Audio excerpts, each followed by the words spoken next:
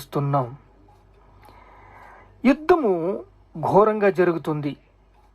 జయము పొంది విజయము సాధించిన దావీదు రాజుగా అభిషేకించబడ్డాడు. రాజుకు యుద్ధము చేస్తాము. మనము కూడా యుద్ధం చేస్తున్నాం. జయము పొంది విజయము సాధించిన దావీదు రాజుగా అభిషేకించబడ్డాడు.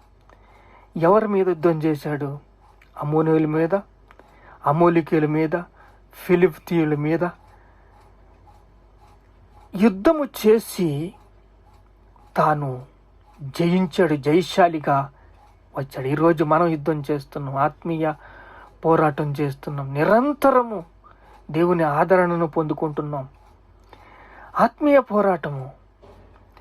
నడుమునకు దట్టి అనే సత్యము అనే దట్టి కట్టుకుని సత్యముగా జీవించాలి. మన కళ్ళును శుభ్రం చేసుకోవాలి, మన నోటిని శుభ్రం చేసుకోవాలి.